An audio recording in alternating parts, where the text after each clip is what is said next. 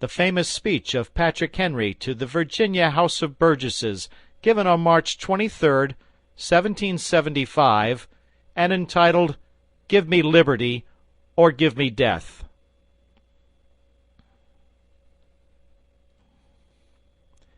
No man thinks more highly than I do of the patriotism, as well as abilities, of the very worthy gentlemen who have just addressed the House.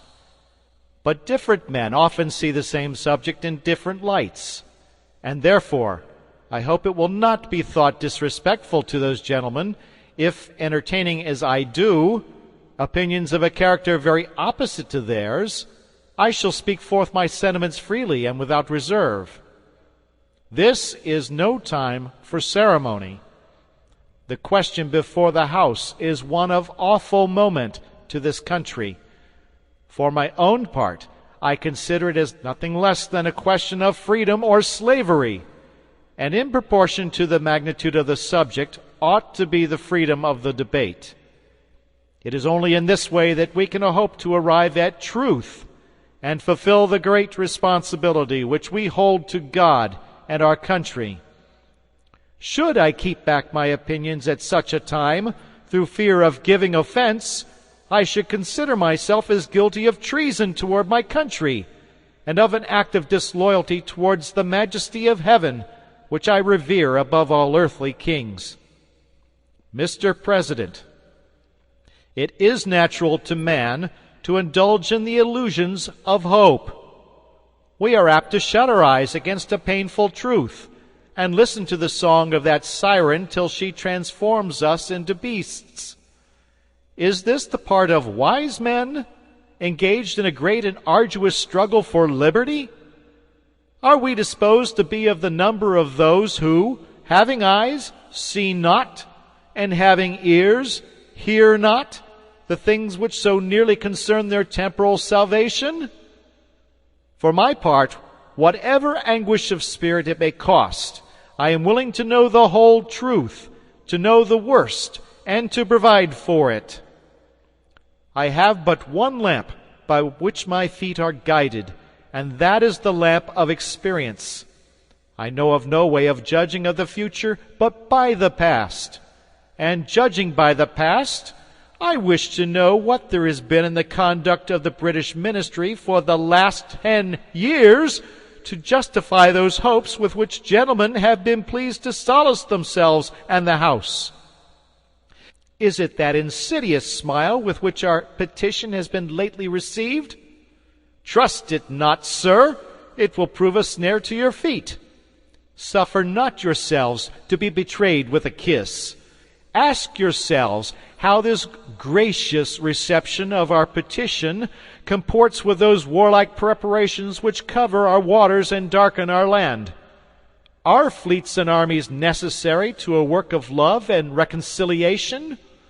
Have we shown ourselves so unwilling to be reconciled that force must be called in to win back our love? Let us not deceive ourselves, sir. These are the implements of war and subjugation, the last arguments to which kings resort. I ask gentlemen, sir, what means this martial array, if its purpose be not to force us to submission? Can gentlemen assign any other possible motive for it? Has Great Britain any enemy in this quarter of the world to call for all this accumulation of navies and armies? No, sir, she has none. They are meant for us. They can be meant for no other.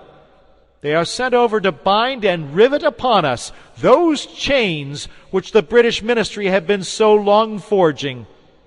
And what have we to oppose to them? Shall we try argument? Sir, we have been trying that for the last 10 years. Have we anything new to offer upon this subject? Nothing. We have held the subject up in every light of which it is capable, but it has all been in vain. Shall we resort to entreaty and humble supplication? What terms shall we find which have not already been exhausted? Let us not, I beseech you, sir, deceive ourselves. Sir, we have done everything that could be done to avert the storm which is now coming on. We have petitioned, we have remonstrated, we have supplicated, we have prostrated ourselves before the throne, and have implored its interposition to arrest the tyrannical hands of the ministry and Parliament. Our petitions have been slighted, our remonstrances have produced additional violence and insult, our supplications have been disregarded, and we have been spurned with contempt from the foot of the throne. In vain after these things may we indulge the fond hope of peace and reconciliation. There is no longer any room for hope.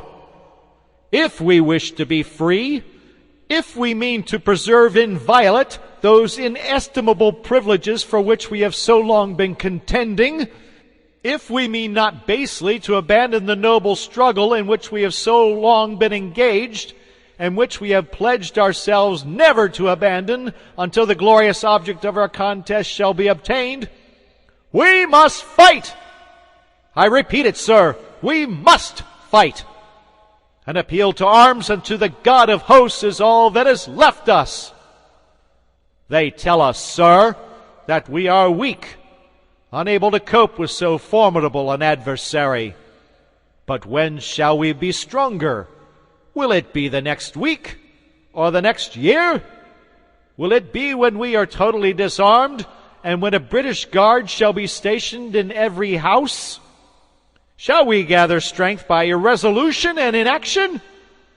Shall we acquire the means of effectual resistance by lying supinely on our backs and hugging the delusive phantom of hope until our enemies shall have us bound hand and foot?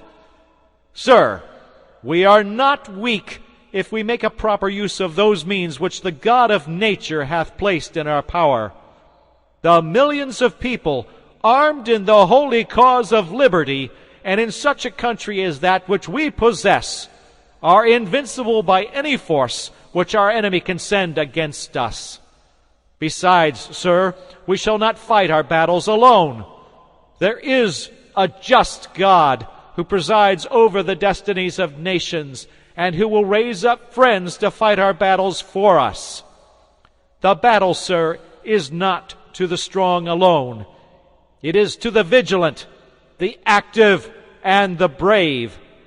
Besides, sir, we have no election. If we were base enough to desire it, it is now too late to retire from the contest. There is no retreat but in submission and slavery. Our chains are forged.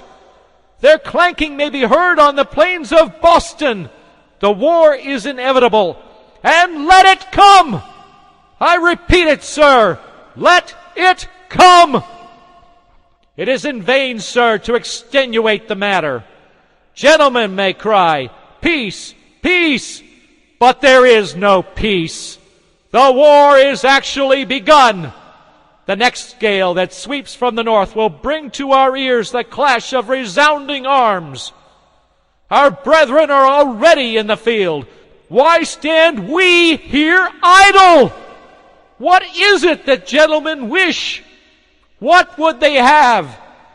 Is life so dear, or peace so sweet, as to be purchased at the price of chains and slavery? Forbid it, Almighty God! I know not what course others may take, but as for me, give me liberty or give me death!